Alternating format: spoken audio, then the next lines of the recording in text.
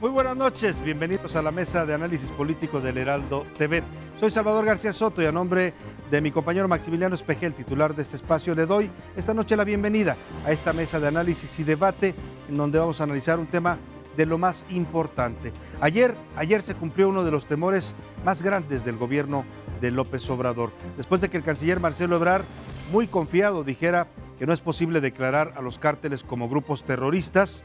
Ayer el presidente Donald Trump confirmó que desde hace 90 días analiza esta posible declaración. El que sean declarados como grupos terroristas, los cárteles del narcotráfico mexicano, implica una serie de acciones, incluso que Estados Unidos pudiera entrar con sus fuerzas armadas y policiales a nuestro país, al territorio de México, a combatir a los narcoterroristas. Pero ¿cómo llegamos a esto?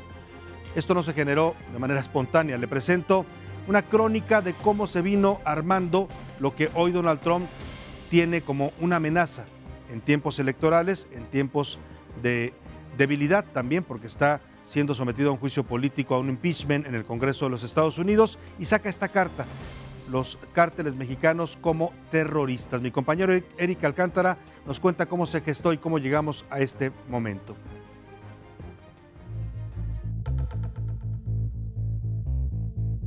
La relación entre México y Estados Unidos vivió uno de sus momentos de mayor tensión debido al crecimiento de los cárteles de la droga. Desde mediados de octubre de 2018, el gobierno de Donald Trump lanzó una ofensiva contra 5 organizaciones criminales a nivel mundial: el grupo Hezbollah en Líbano, el cártel colombiano del Clan del Golfo, la pandilla centroamericana Mara Salvatrucha y 2 poderosas organizaciones de México, el cártel de Sinaloa y el cártel Jalisco Nueva Generación. El gobierno americano se centró en investigaciones y procesamientos más duros.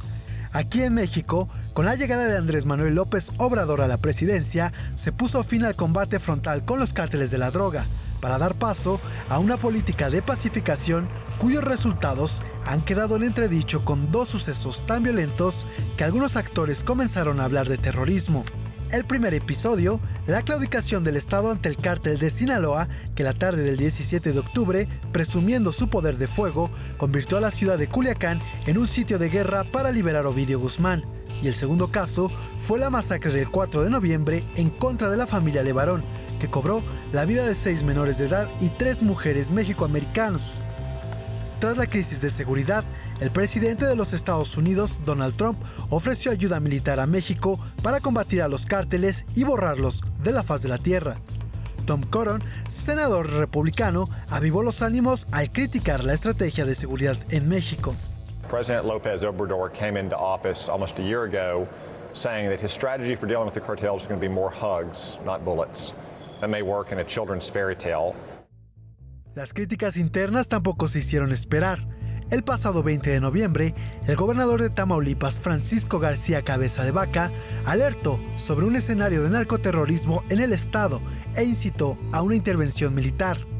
Aunado a ello, la familia Levarón solicitó al gobierno de Donald Trump catalogar a los cárteles de México como grupos terroristas. A pesar de la presión de Estados Unidos, el gobierno de México mostró optimismo, rechazando en todo momento la posibilidad de una intervención norteamericana.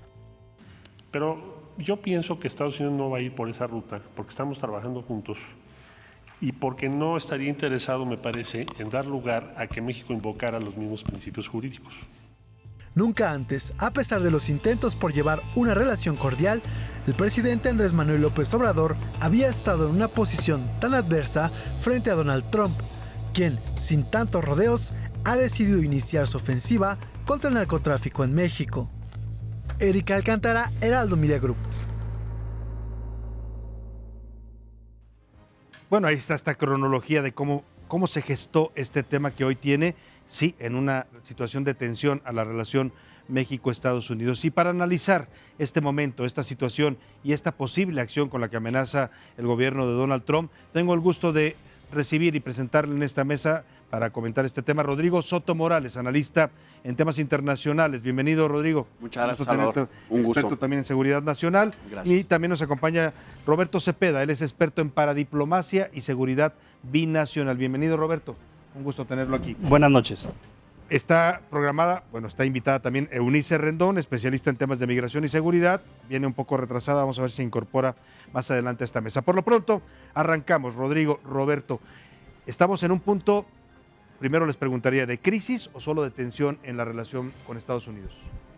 Yo diría que estos acontecimientos en los últimos 2 meses pues han generado este momento de tensión en la relación con Estados Unidos en uno de los temas importantes, que es el tema de seguridad. Ha habido esquemas de cooperación y siguen vigentes, como por ejemplo la iniciativa Mérida, donde lo que se privilegia, lo que se propone es una cooperación en el combate al crimen organizado, al terrorismo, etcétera, pero no hay efectivamente esta definición de los cárteles de la droga, del narcotráfico en México, como organizaciones terroristas que implicarían otros objetivos, ¿sí? Y esto incluso viene desde más atrás, desde Hillary Clinton, cuando fue secretaria de Estado. Claro, ella ya hablaba de terrorismo, ¿no? Exacto, con los Zetas, por ejemplo, ¿no? Estamos hablando del año 2008. Entonces, no es algo nuevo. Yo diría también que este tema también ha caracterizado la relación de Estados Unidos con Colombia, donde, por ejemplo, organizaciones como las FARC fueron catalogadas como organizaciones terroristas en el periodo de Álvaro Uribe, a principios del 2000, y esto evidentemente generó una intervención en Estados Unidos, pero el caso de México es diferente. México tiene un enfoque más nacionalista, el ejército es más nacionalista, no permite. Por razones eso, ¿no? históricas, ¿no? Digo, porque además nos invadieron en una ocasión y tenemos una frontera común muy amplia. Ahora, lo que podría pasar en México supera incluso lo que hemos visto en naciones como Colombia, el nivel de intervención que podría tener Estados Unidos si llegamos a una declaración formal. ¿Podría ser mayor incluso que en Colombia? Bueno, un poco irónicamente yo te diría qué nivel de intervención, porque si estamos hablando de ciberseguridad o cibervigilancia, pues Edward Snowden puso sobre la mesa ya hace varios años cuáles son las capacidades de la NSA en el tema de la vigilancia, ¿no? Y entonces yo te diría, desde el punto de vista de los operativos en Estados Unidos, bueno, desde Rápido y Furioso quedó muy claro que hay intervención y hay operaciones, ¿no? El tema es ver el nivel. Y el tema es apostar, como se dijo hoy en la mañana, por la cooperación o por la colaboración más que por una intervención. Yo considero que sí hay crisis, contestando tu pregunta. ¿Sí hay crisis en este momento? Yo creo que sí hay crisis porque hay que recordar lo que pasó en la reacción, sobre todo en los legisladores y sobre todo en los senadores de los Estados Unidos después de la matanza de la familia Levarón. Entonces, eso, la manera como se expresaron varios legisladores y algunos no partidarios del presidente Trump, esto nos hace analizar un poquito más calmadamente que esto ya es un acto más allá de lo electoral o de que busca un botín meramente electoral, porque ya se habla en ambos partidos, republicano y demócrata, de que el Estado mexicano no es capaz de contrarrestar al crimen, como lo decían hoy en su carta la comunidad de Levarón a la opinión pública, claro. en la que decían no es posible que México, o más bien dicho, México no puede solo, ¿no? Sí, y hubo en esa jornada de Culiacán, hubo declaraciones o de los Levarón también, pues de estado fallido, ¿no? En Estados Unidos decían, México se acerca peligrosamente a un estado fallido. Ahora, detrás de esto hay toda una historia, como bien decía Roberto Cepeda. Está 2 sexenios anteriores de estrategias fallidas contra el narcotráfico y está 1 año de lo que va del gobierno de López Obrador, donde efectivamente se genera la percepción, con lo que hay como estrategia hoy, que no sabemos exactamente cuál es, pero se genera la percepción de que México no está pudiendo controlar a estos grupos. Se les ve muy sueltos, se les ve hacer cosas que decía hace unos días que platicamos Javier Oliva, también experto en estos temas, antes no pasaban, ¿no? Todo esto que hemos estado viendo. Es decir, detrás de esto sí hay la percepción o hay esta corriente en Estados Unidos que piensa que el gobierno mexicano ya no puede contra los cárteles. Bueno, efectivamente yo creo que se ha simplificado la estrategia del presidente López Obrador en el sentido de abrazos, no balazos. Yo creo que después, como lo señala Salvador, de los últimos 2 sexenios, donde vimos una espiral de la violencia del 2007 al 2011, luego vimos un declive, y a partir del 2014 otra vez a un aumento del número de homicidios dolosos y vinculados al crimen organizado. Esta estrategia promovida por Estados Unidos, la Kingpin Strategy, que es el descabezamiento de los cárteles, el decomiso de drogas, etcétera, entre otras acciones, pues lo único que hacía era limitarse a la renovación de las élites del crimen organizado, ¿no? Capturaban a un capo de la droga y llegaba otro y eso generaba más violencia. Entonces, lo que yo percibo en la estrategia de López Obrador, pues es un cambio de paradigma, en irse más a las raíces de lo que se genera, al origen, cómo están siendo reclutados estos jóvenes, los famosos ninis, darles más oportunidades educativas, laborales, trabajar más en la prevención, en fin. Pero lo que yo sí percibo es una falta de coordinación. No ha terminado de cuajar esto de la Guardia Nacional, que yo también lo entiendo, porque lo que había antes era una falta de coordinación. Y al querer integrarse todas estas diversas fuerzas de seguridad, del Ejército, la Policía Federal, era generar un mando único. Y yo creo que es una buena estrategia. Sin embargo, yo creo que tendrá más tiempo en dar resultados, que por lo pronto lo vemos en el número de homicidios que van aumentando, ¿no? Claro. Sí. Ahora, en el punto en el que nos encontramos, es una declaración de Donald Trump en una entrevista en donde dice: estoy analizando esto, tengo 90 días analizándolo y lo voy a proponer. Hoy surgían versiones de Estados Unidos de que esto nunca estuvo enterado el Departamento de Estado, al menos es lo que se decía, ¿no? Al parecer fue una acción unilateral de Donald Trump.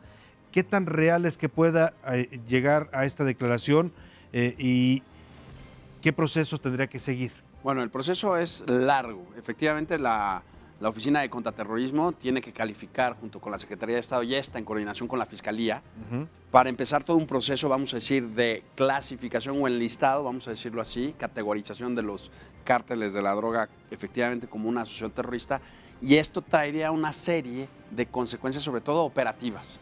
Es decir, al tener ya el encuadre administrativo, vamos a hablarlo desde el punto de vista jurídico, administrativamente ya son clasificados en ese supuesto, pues entonces se tiene que cambiar o se tiene que abordar, mejor dicho, el fenómeno con los protocolos aplicables, haz de cuenta, Al-Qaeda. Al-Qaeda, ¿no? Entonces, efectivamente, Hezbollah o cualquiera de estos eso grupos. Involucraría, primero, un mayor aplicación de recursos desde el punto de vista del Estado, humanos, técnicos y financieros, y además una serie de operativos y estrategias porque tienen la misión encomendada de desvincular esos grupos terroristas, y obviamente entrarían más agencias del gobierno. Estoy hablando que hasta ámbito militar. Ámbito militar, o sea, podría ser el Ejército de los Estados Unidos o los Marines.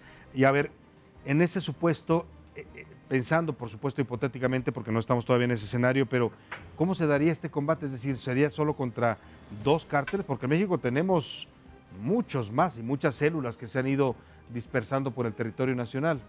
Efectivamente, o sea, lo que ha causado esta estrategia de los últimos 2 sexenios, pues es una fragmentación de los cárteles. Tenemos, por ejemplo, el cártel de Sinaloa, el cártel Jalisco Nueva Generación, lo que queda ahí de los Zetas, estos grupos. Los Salazar en Sonora. En fin, entonces no todos ellos, Salvador, serían considerados, o todos ellos serían considerados terroristas. Ahora, aquí hay que hacer una distinción en un grupo terrorista de un grupo del crimen organizado. El grupo del crimen organizado persigue un beneficio económico, ¿sí? Y el grupo terrorista no necesariamente, tiene una base más ideológica, por decirlo de alguna manera. Por ejemplo, no es lo mismo el cártel de Sinaloa que el Estado Islámico. Muchos de estos grupos también quieren derrocar a gobiernos. Claro. Los cárteles del narcotráfico lo único que quieren es ganancias, ¿no? Es maximizar sus ganancias. Entonces hay diferentes definiciones. Entonces yo también le veo problemas ahí cómo considerar estos grupos terroristas. Y luego hay una diferencia doctrinal muy fuerte. Acabamos de hacer unas reformas fiscales donde, vamos a decir, ciertas conductas fiscales no deseadas por el Estado son clasificadas como atentados a la seguridad nacional. Pero no queremos que la gente que está matando familias, que está matando policías en Michoacán, no olvidemos la matanza de 15 policías en Apatzingán, que fue previa, ¿no? Y en ese país que nos está declarando a los cárteles y a ciertos cárteles como organizaciones terroristas, matar a un policía es una cosa muy seria. Sí, claro. Y no hemos visto la respuesta del Estado mexicano por la matanza de policías. Y el gobernador de Michoacán en ese momento, yo me acuerdo cuando dio la rueda de prensa, cómo pedía ayuda a la federación. Yo creo que la estrategia del presidente efectivamente va por las causas y tiende a ser más una carrera de fondo que de velocidad. Sin embargo, al no haber resultados a corto plazo y sí haber eventos tan, vamos a decirlo así, tan escalofriantes ante la opinión pública, es lógico que la presión suba. En ese sentido, tenemos que hacer un doble juego. Por un lado, apostarle a la estrategia a largo plazo con la inversión de recursos, capacitación que eso implica, pero por otro lado, dar golpes certeros, eficaces, que permitan manejar la presión pública y la presión en las relaciones internacionales, porque hay compromisos con otros países. La iniciativa Mérida ha sido un grandísimo esfuerzo, empezando por el tema de la reforma penal, que con la reforma del 19 constitucional y la prisión preventiva oficiosa mataron su espíritu. Y entonces todo lo que se pretendía derivar en los delitos no graves, ahora con la prisión preventiva oficiosa en un montón de delitos, volvemos a meter presión al sistema. Ya no funciona. Entonces, no veo que se entienda toda la película estructuralmente completa. Y actos de presión, en este caso venidos del extranjero, pero de nuestro primer socio comercial y nuestro vecino con el que compartimos más problemas de frontera, pues de alguna manera deben de llevar a un golpe de timón cara a los resultados, cara a aprehensiones significativas, pero también a entender mejor la estrategia de forma integral, ámbito jurídico, ámbito político y ámbito criminal. Exacto. Un golpe de timón, ¿hacia dónde tendría que ser? Porque el presidente ha insistido en que no va a modificar su estrategia, que no va a volver a la generación de violencia con violencia, ha dicho él y ha reiterado esto. O sea, se resiste a utilizar la fuerza, pues, para combatir este fenómeno. Pero, bueno, en el punto en el que estamos, me acordaba yo de cuando Donald Trump amenaza con imponer aranceles, que incluso el presidente hoy en alguna entrevista o en su conferencia mañanera dice que ha sido uno de los momentos más difíciles que ha pasado en este primer año. Estamos en una situación similar, es decir, la respuesta a esto tendría que ser que México modifique su estrategia de combate al narcotráfico. Yo creo que sí, Salvador, y efectivamente esto tendría que implicar una mayor coordinación, una mayor fuerza del Estado, aprender a los capos de la droga, desencabezar o aprender a estos grupos que están ahorita retando justamente al Estado. Hay que recordar, como dicen los politólogos, el Estado, la esencia del Estado es garantizar la seguridad. ¿Sí? Claro, sí, para eso se creó, para eso existe, ¿no? Entonces, cuando no está proveyendo la seguridad, no está garantizando la seguridad de la población dentro de un territorio determinado, se habla también de un Estado fallido, pero también implica, estamos lejos de ser un Estado fallido, yo no estoy de acuerdo con esa definición, y también implica la seguridad de la población, ¿sí? Probablemente lo que llevó a este fallido operativo fue eso, ¿no? En Culiacán, ¿no? Fue garantizar la seguridad de la población, que también es un objetivo del Estado, pero yo sí siento que para responder todo este cuestionamiento lo que intentamos es mayor cooperación con Estados Unidos. Claro. Ahora, México es un aliado, un socio estratégico de Estados Unidos en el tema migratorio, por ejemplo. Claro. Si Estados Unidos interviene, vamos a ir a este escenario hipotético, pues está también generando fricciones con un aliado económico y estratégico, que no creo que sea el caso, ¿no? O sea, eso es lo grave de este tema, ¿no? Que si llega a ocurrir, no solo va a impactar, que es lo más delicado en este momento, el tema de la soberanía, ¿no? El que pudiera intervenir una fuerza extranjera en nuestro país, incluso sin consultar al gobierno mexicano, ¿no? Deslegitima a quien ejerce el poder. Cuando no eres capaz de, como bien apunta Roberto, de tener el monopolio legítimo de la violencia. O sea, el uso de la fuerza no es malo si se hace conforme al Estado de Derecho. De hecho, el uso de la fuerza por parte del Estado está previsto. Por eso el Estado tiene institucionalmente el uso de las armas. Claro, es el monopolio de la violencia. Como en términos de Max Weber. Entonces, si ese monopolio de la violencia se ha agrietado y se ha resquebrajado, no solo se pierde de facto una capacidad, sino que se pierde legitimidad política. Porque como apunta Roberto, si no soy capaz de asegurar la seguridad, ¿cómo me legitimo? Yo no solo me legitimo en las urnas, me legitimo en el ejercicio de mi misión y de mi encargo. Por eso es un primer mandatario. Y por eso es el Ejecutivo, por ejemplo, en este caso, en el 89, fracción sexta de la Constitución, que tiene a su cargo la seguridad nacional. Claro. Y por eso existe el artículo 21 y 22 constitucional. Entonces, sí es muy delicado dejarla, que no haya colaboración y empiece a haber sobre todo injerencia, más que intervencionismo, yo hablaría de injerencia, pues obviamente deslegitima aún más a quien ejerce el poder. Claro, debilita a un gobierno. La relación binacional, esta que va más allá del tema de la seguridad o incluso de lo migratorio, que pasa por el tema comercial, ¿se vería impactada, afectada con una decisión así de Estados Unidos? Yo creo que sí. Evidentemente son estos tres temas que están interrelacionados. Antes avanzaban por caminos diferentes. El mismo Trump se ha encargado de irlos metiendo en vinculando, el mismo paquete, ¿no? Si no controlas los flujos migratorios, si no haces nada para detener, te vamos a poner aranceles, ¿no? Entonces, bueno, ahora con una decisión de esa naturaleza de declarar a los cárteles de narcotráfico como organizaciones terroristas y ello faculte la intervención de Estados Unidos en un escenario hipotético, también estaría echando por la borda el combate al narcotráfico de México. Todo el dinero que se invierte para destruir los plantíos de amapola y de otros enervantes, y en el tema migratorio ya lo mencionamos. Entonces, Estados Unidos, dicen los internacionalistas, y México tienen una interdependencia compleja. ¿Sí?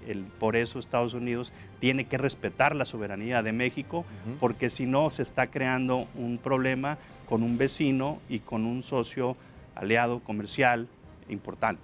Hay un antecedente importante con esto que comenta Roberto. No olvidemos que salió a la luz que previo a lo ocurrido el 17 de octubre en Culiacán, hubo una misión de la DEA con esta colaboración institucional que hoy se vuelve a pedir, reactivar, claro. Y que hubo una petición de extradición previa al operativo. Y dijeron nosotros, bueno, la lectura que yo hago, sin tener información de primera mano, o lo que vimos todos en los medios es, nosotros nos encargamos. Y no hubo el resultado esperado y que al parecer era el resultado prometido. Claro.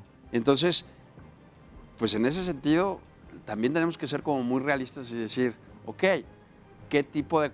ahora el gobierno mexicano, y como decía, por ejemplo, ayer Javier, tiene que dar el primer paso y proponer alternativas de colaboración cara a los resultados. Claro, porque ya el discurso ahí está, el presidente dice, cooperación sí, intervencionismo no, pero bueno, ¿por dónde la cooperación? Y el tema migratorio podría arrojar luz a lo que puede pasar, porque bueno, también el enfoque hacia el tema migratorio del gobierno de López Obrador era muy diferente, ¿no?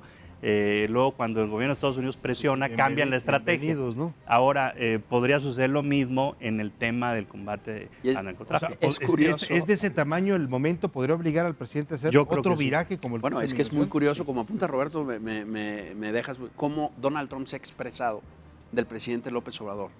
Siempre es un hombre maravilloso, es un caballero, es un gran presidente, tal. Con Enrique Peña Nieto nunca lo hizo.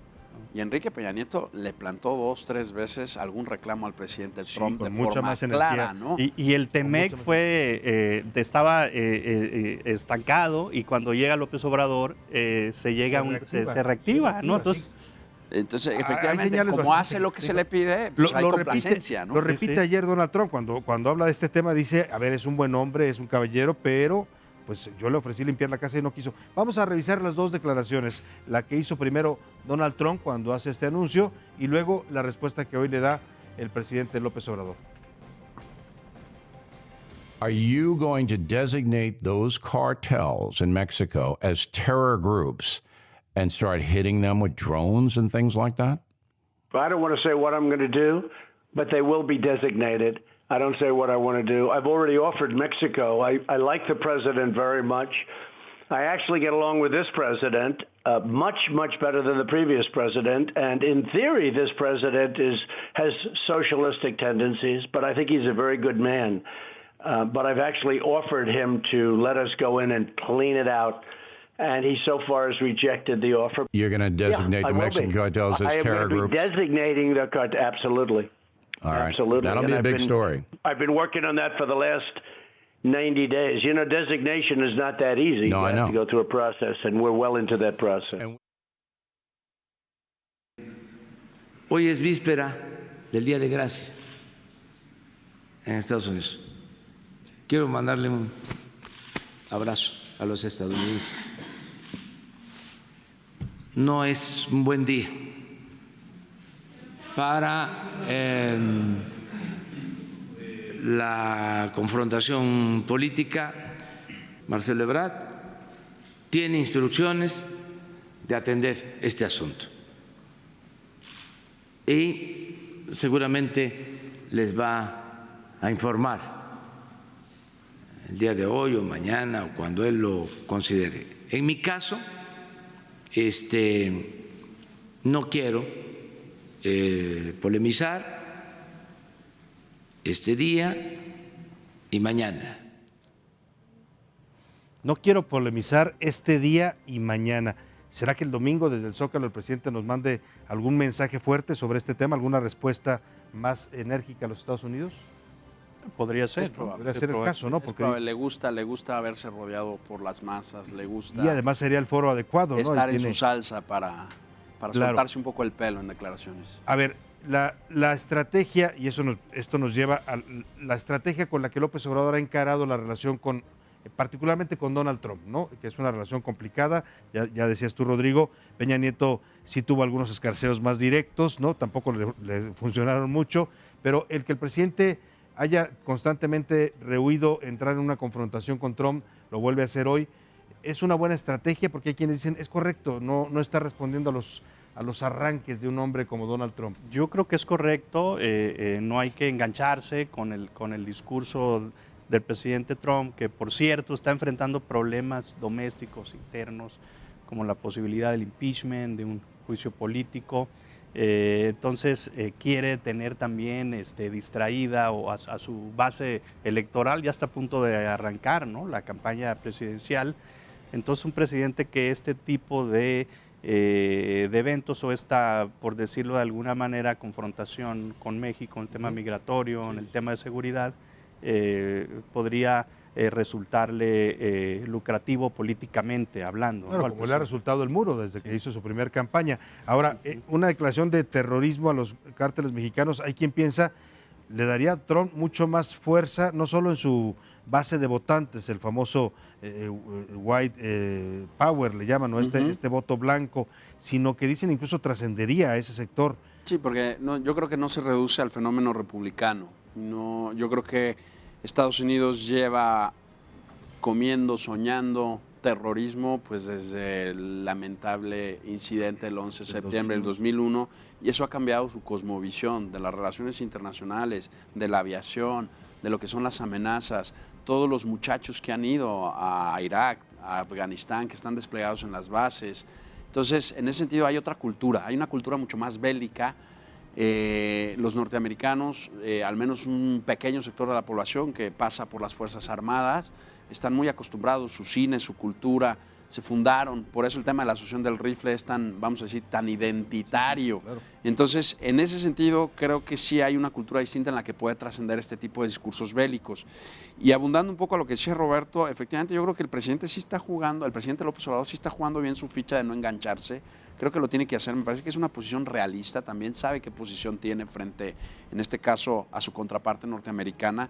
Y en ese sentido, pues le gusta engancharse con otro tipo de objetivos. Y una cosa positiva que yo le veo es que no cae en ese binarismo que cae la gente con la que se relaciona en Latinoamérica. No cae en el binarismo de Raúl Castro, no cae en el discurso de Nicolás Maduro, no cae en el discurso, ¿no?, de Evo Morales, teniéndolo incluso aquí en casa.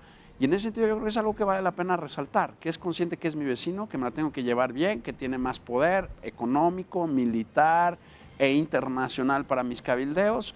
Entonces, en ese sentido, creo que el presidente López Obrador sabe torear el toro como a él le gusta. Bueno, y lo ha venido capoteando hasta ahora, ¿no? Vamos a ver en este momento justo en el que se coloca este tema sobre la mesa, qué tanto esta estrategia sigue funcionando o qué tanto también, como decía Roberto Cepeda, el presidente es obligado por esta presión desde Washington a hacer un viraje que no ha querido hacer en su estrategia de seguridad. Vamos a ir a una pausa y al regresar vamos a hablar de los que sí están entrando al ruedo, ¿no? Porque el presidente capotea desde afuera, pero manda a Marcelo Ebrard, al canciller, y por otro lado sostiene y defiende a su secretario de Seguridad, Alfonso Durazo. Vamos a revisar a estos dos personajes y lo que significa también su papel dentro del gabinete enfocado a este problema con los Estados Unidos. Hacemos una pausa muy breve y volvemos a la mesa de análisis. Hoy hablamos de terrorismo en México. Con esto volvemos. Yo en lo personal, y asumo la responsabilidad de lo que voy a decir, considero que para poder restablecer el orden, la paz y el Estado de Derecho y combatir a los delincuentes, se tiene que utilizar todos los instrumentos que tenga al alcance el Estado mexicano.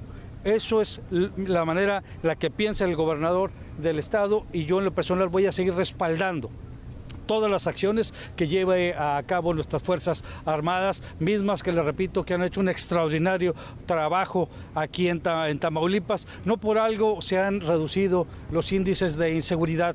Hay situaciones que se están generando de violencia como se han suscitado aquí. Aquí no vamos a tapar el sol con un dedo. Se han dado, es el comportamiento de criminales que quieren de alguna manera provocar el caos, el pánico, la inseguridad a través de actos de violencia, sobre todo promoviendo el miedo y el terror. Su comportamiento pues es un comportamiento de narcoterrorismo. Es un tema muy delicado que está viendo y se tiene que actuar en consecuencia. Esa es la actitud que estará asumiendo el gobierno del Estado, actuando con toda firmeza y con toda...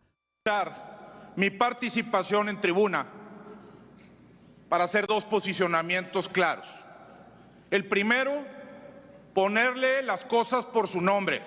Lo que pasó en Nuevo Laredo hace unos días se llama narcoterrorismo.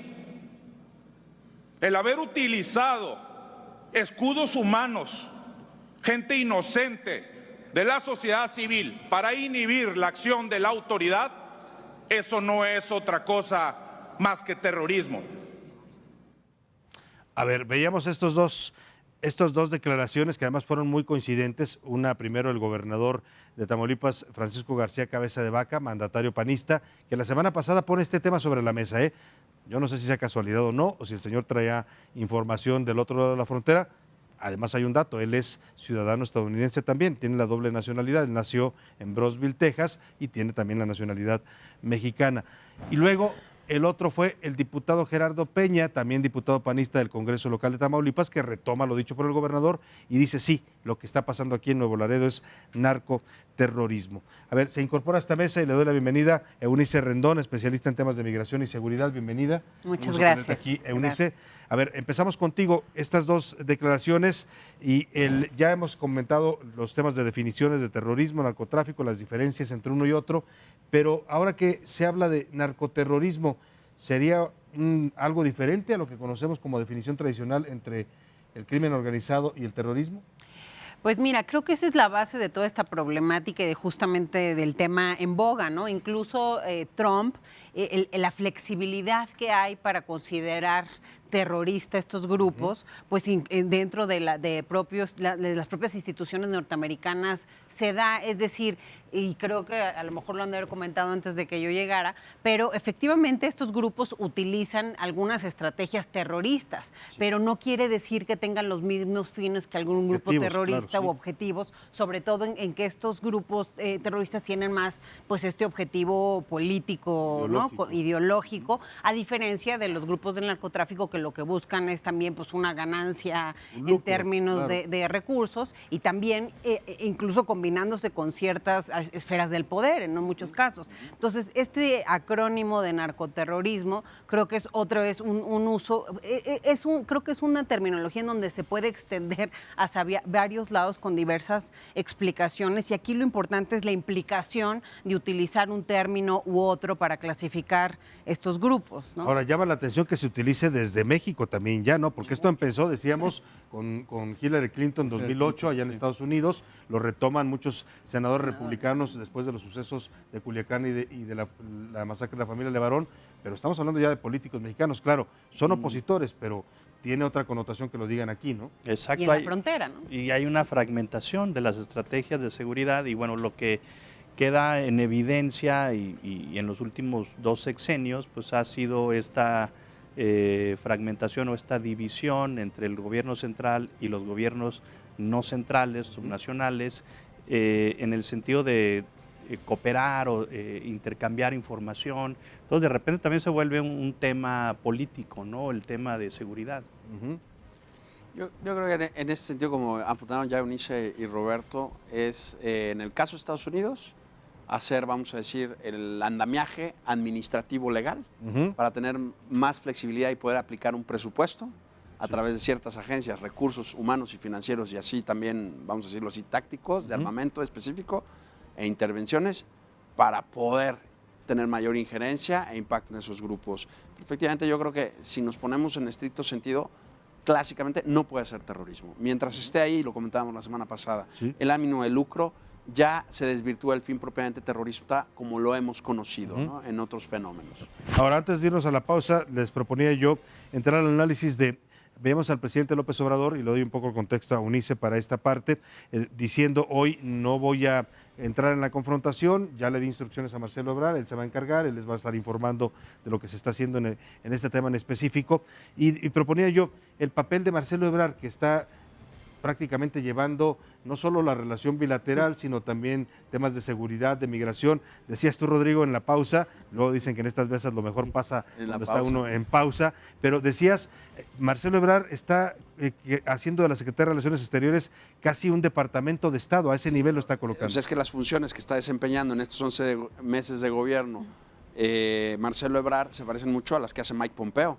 Recordemos que en los Estados Unidos el Departamento de Estado, aparte de tener el tema de las relaciones exteriores, tiene el tema del Homeland Security, la seguridad y todo lo que tiene que ver efectivamente, vamos a decir, lidiar con temas de amenazas y riesgos a la seguridad nacional. Entonces, en nuestra ley orgánica de la Administración Pública Federal es muy distinto las atribuciones que tiene en este caso la Secretaría de Seguridad Pública o la Secretaría de la Defensa, la Secretaría de Marina, ¿no? Gobernación, bueno, ahora yo creo que es un error, con el CNI adscrito a la Secretaría de Seguridad Pública y Ciudadana en vez de que estar en temas de gobernación, porque la inteligencia, y aquí se va a ver en este fenómeno, el CNI, Centro Nacional de Inteligencia, antes CISEN, pues maneja el insumo más valioso para la planeación estratégica, que es el ciclo de inteligencia, y si eso lo deja sometido a, vamos a decir, a la dirección administrativa y ejecutiva de la Secretaría de Seguridad Pública, que por misión tiene combatir y prevenir el crimen, el insumo de inteligencia queda de alguna manera restringido a temas de política criminal.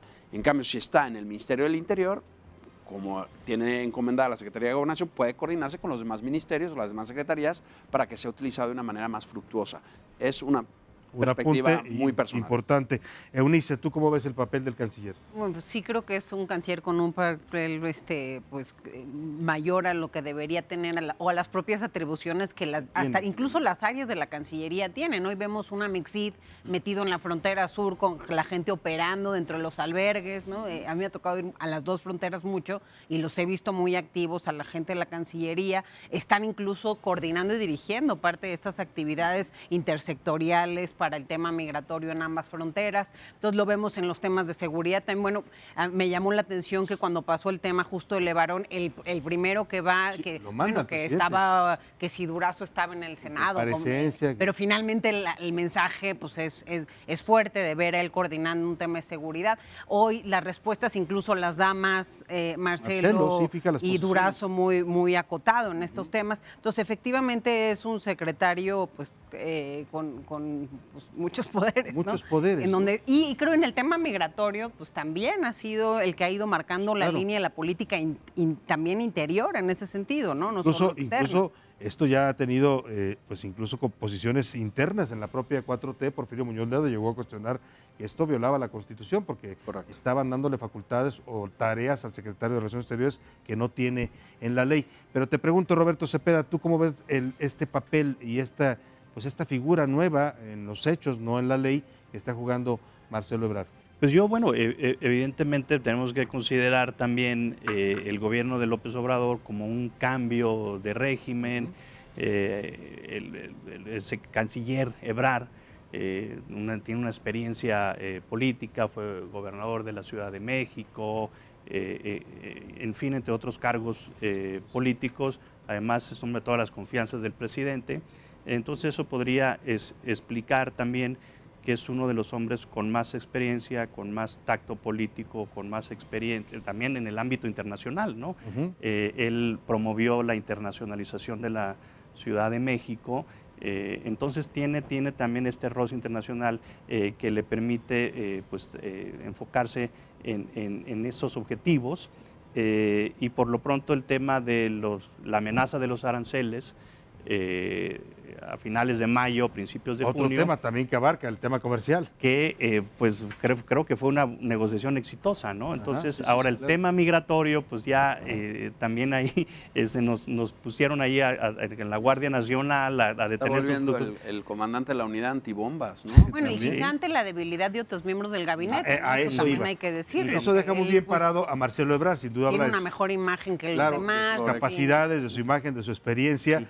Pero, ¿qué dice de los otros? Tú hablabas, Alfonso Durazo, que tendría que ser la otra parte visible en este momento, que pues sale muy cuestionado después del operativo en Culiacán, que tampoco ha dado resultados en el tema de la masacre de los Levarón, y que no sé si ahora se los pregunto a los tres con declaraciones panelistas, muy desafortunadas. Muy desafortunadas, sí, que si fue una confusión, que si era un patrullaje. Y se subió al mismo caballo del presidente de que con motivo de este tipo de hechos ataca a los adversarios políticos internos. Sí, claro. Cosa que Marcelo no ha hecho.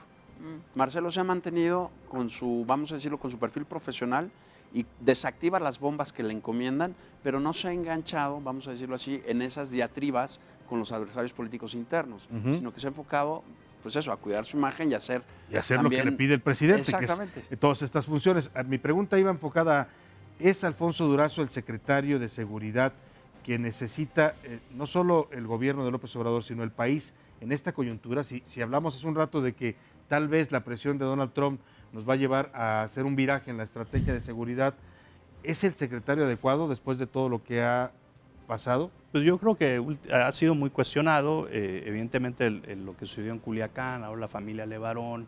Entonces, como lo decíamos hace algunos momentos, pues surge un golpe de timón, un cambio, ¿no?, en la estrategia de seguridad.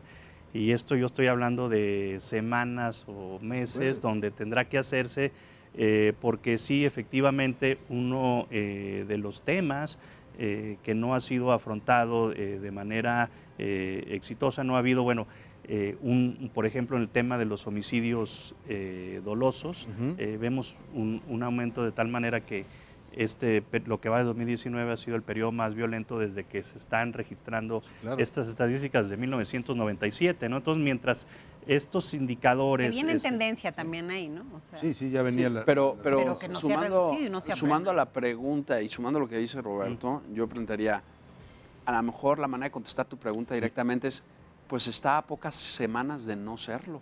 De no ser el adecuado. O sea, si no hay resultados contundentes, porque ya llevamos 11 meses y lo que ha pasado es muy grave, y las comparaciones son odiosas, pero pasa lo de Culiacán y a los pocos días el operativo de la Unión de Tepito, con un cambio de secretario de Seguridad en la Ciudad de México que deja, sobre la mesa un impacto o una imagen muy clara de cuando la jefa de gobierno cambia a su secretario de Seguridad Pública y el que sigue en relativamente poco tiempo tiene un golpe desde el punto de vista operativo tan exitoso que después jurídicamente, tristemente... No fue exitoso, ¿no? Eso yo no lo consideraría como un golpe exitoso.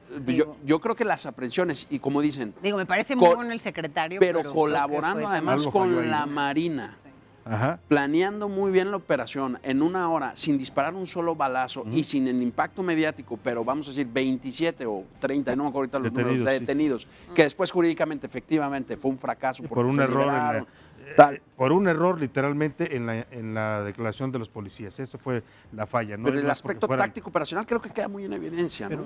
A ver. Y yo pondría otra cosa sobre la mesa.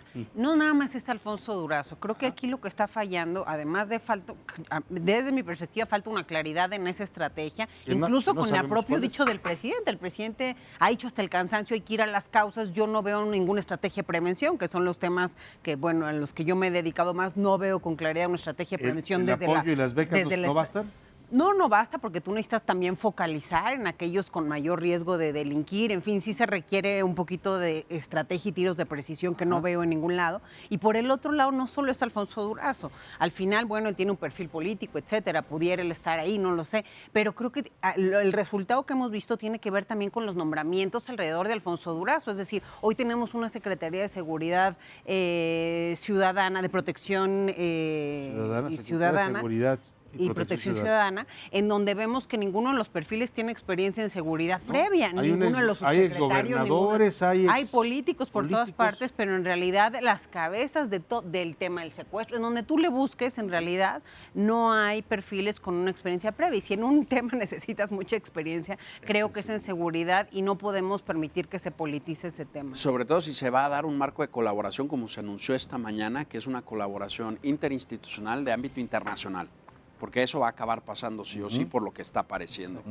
Entonces necesitas ahí unos perfiles, vamos a decir, con ciertas capacidades y habilidades que hagan que la colaboración fluya. Exacto. Claro. Y que además no te agarren también tu agenda, que ese es el otro riesgo, que no terminemos llevando las prioridades. Yo escribí un artículo hace como un año de que pues el mayor riesgo que yo veía es que en temas de seguridad terminábamos llevando la agenda de Estados Unidos y prácticamente estamos sobre eso, atrapando migrantes en la frontera sur, viendo ahora terroristas, o sea, entonces creo que México tiene ya problemas muy graves de seguridad que tiene que fijar sus propias prioridades en el tema y estrategias. Claro. Y si nos vamos ya a guiar por lo que nos va estableciendo Estados Unidos, pues realmente creo que es un riesgo. Sí, al final del día, pues esta coyuntura permite un replanteamiento de las estrategias de seguridad sobre estos temas que se les denominan problemas globales, ¿no? Porque no son, por más que cambie la estrategia de un gobierno en el ámbito doméstico nacional, pues hay una corresponsabilidad de Estados Unidos, ¿no? En el tema del narcotráfico, pues ellos demandan, si los gringos no consumieran tanta droga, las armas, entonces hay un tema de corresponsabilidad. Al final del día, ¿esto a qué nos lleva?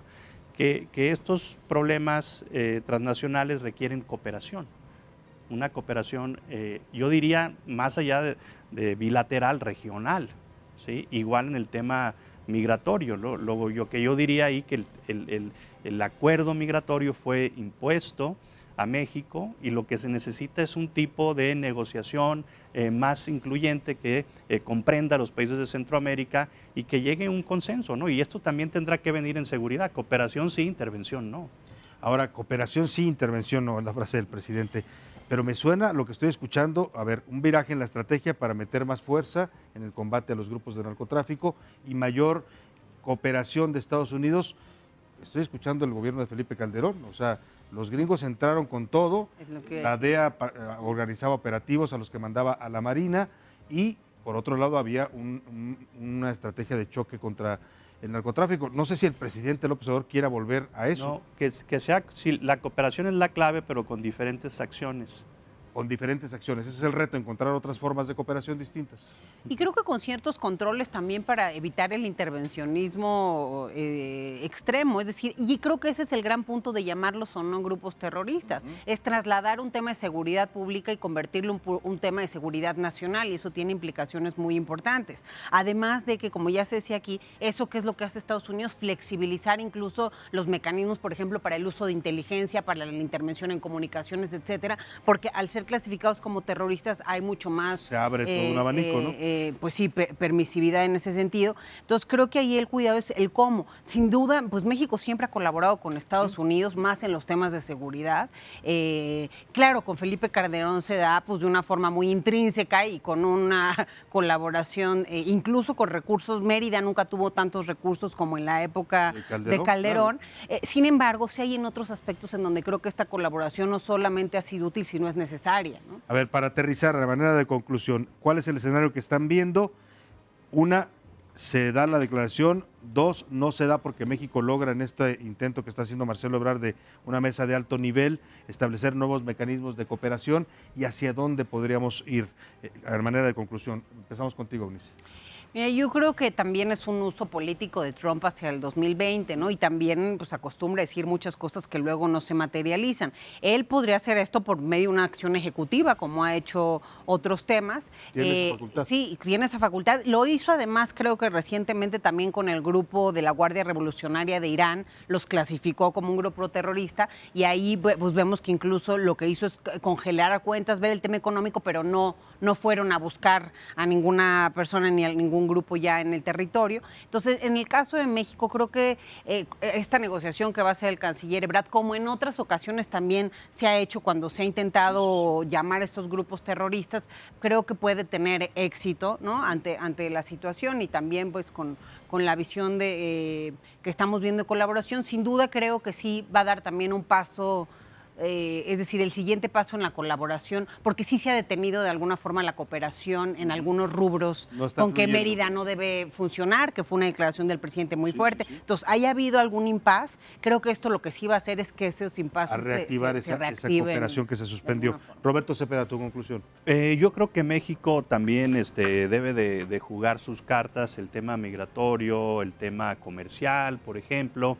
En el sentido de que, bueno, si México deja de cooperar en temas de seguridad, como lo mencionábamos ahorita, toda esta erradicación de los cultivos de estos enervantes, que es mucho dinero que está gastando México. O sea, si México deja de cooperar en esas áreas y deja de capturar criminales, el problema será mayor para Estados Unidos. Es igual el tema migratorio. Si México deja de tener estos flujos, Estados Unidos tiene que invertir más recursos en la frontera para detener. Entonces México, y igual el tema comercial, 14 millones de empleos en Estados Unidos están vinculados al TLC, no todos con México, pero bueno, está en este marco de colaboración. Entonces, bueno, en ese sentido hay una interdependencia, digamos, compleja en la relación y México tiene que jugar esas cartas, ¿no? Las cartas que va a jugar. ¿Tu conclusión? Pues que el reloj está corriendo, que nos queda poco tiempo desde el punto de vista de Estados Unidos, sin quitarle a Donald Trump efectivamente todo el aura electoral política, que tiene, que haya dicho lo que dijo. Yo creo que efectivamente necesita México reaccionar con resultados, que es una cosa que he insistido desde que he venido a platicar contigo aquí. Sí. Es decir, los qués y los cómo específicos, porque las acciones ejecutivas, si bien las puede hacer Trump, ya ha habido un par de ellas que los jueces federales se las han tumbado. Sí. Entonces, la judicatura en Estados Unidos, la federal, tiene el peso suficiente para parar acciones ejecutivas. Por eso está tratando ahora hacer los 90 días el proceso administrativo que explicábamos al principio del programa, para poder que incluso se le apruebe la aplicación de presupuesto extraordinario, si fuera caso, el año que entra. Y en ese sentido, creo yo que México tiene que apostar por el valor que tiene el trabajo de inteligencia, que se hace a través de la Secretaría de Relaciones Exteriores, que es nuestra primera línea de defensa en las relaciones internacionales, y en organismos como el CNI o la inteligencia que hay en la sección segunda, tanto de la Marina como de la Armada. Porque Estados Unidos, ¿qué es lo que va a querer? Con los recursos que tenemos y con los recursos que ellos vayan a destinar, serán siempre limitados, dada la amenaza que es el narcotráfico y la cantidad de dinero que tiene. En ese sentido, para que la estrategia sea exitosa, hay que privilegiar la acción de inteligencia y obtenerla. El problema es quién va a manejar ese insumo en México para poderse coordinar con Estados Unidos. Si el CNI depende ahora de la Secretaría de Seguridad Pública y Ciudadana, pues ahí tenemos un dilema por lo que acabamos de decir de esa Secretaría y del secretario. Sí. Y en ese sentido, pues coincido con lo que decía Roberto. México tiene dos cartas que le urge resolver. El flujo de armas transfronterizo por parte de los Estados Unidos. Nos estamos matando mexicanos, decía Javier el otro día, mexicanos con armas norteamericanas. Y por último, cuanto antes en la parte económica, aprobar el Tratado de Libre Comercio, el TEMEC. Y el tema migratorio, ¿no? Que además el tema migratorio y un TEMEC que ya no sé si va a alcanzar a salir antes del viernes, que es la fecha límite. Bueno, pues sin duda temas interesantes que van a impactar la relación. Me queda un minuto y les quiero hacer esta pregunta porque se me quedó un poco en el tintero. ¿La legalización de drogas es una vía en este momento para México, en esta coyuntura? Ya ha venido discutiéndose, pero parece que sigue siendo frenada. ¿Sería una vía válida para este cambio de política? Sí, bueno, porque evidentemente esto no formaba parte de la estrategia. Incluso Canadá ya legalizó la marihuana con fines lúdicos y recreativos. 10 estados de la Unión Americana hicieron lo propio, 30 estados. No ha habido cambio desde el punto de vista de incidencia delictiva y criminal. No la hay, en términos términos macro. Yo sí creo que al final del día eso es hacia donde México tendría que ir, así esa legalización de las drogas. Ya lo vemos en Estados Unidos que están teniendo incluso recursos importantes de esta legalización de esta industria. Pero incluso en la coyuntura del terrorismo, los grupos de narcotráfico, pues entre más prohibido esté un producto, más se encarece también su distribución. Eso tiene también ciertas implicaciones dentro de los movimientos, los reacomodos, etcétera, de este lado de la frontera y sobre todo en la violencia que se da. Bueno, dicho esto, pues concluimos esta mesa de análisis político. Le agradezco mucho a nuestros 3 especialistas esta noche. Eunice Rendón, especialista en temas de migración y seguridad. Gracias, un gusto tenerte aquí. También a Roberto Cepeda, experto en paradiplomacia y seguridad binacional. Roberto, gracias. Un placer. Y Rodrigo Soto Morales, analista en temas internacionales, experto también en seguridad nacional. Gracias por estar aquí a los 3. Esto ha sido todo, lo esperamos mañana en punto de las 9 de la noche con otra mesa de análisis político aquí en el Heraldo TV. Que pase una excelente noche, descanse, hasta mañana.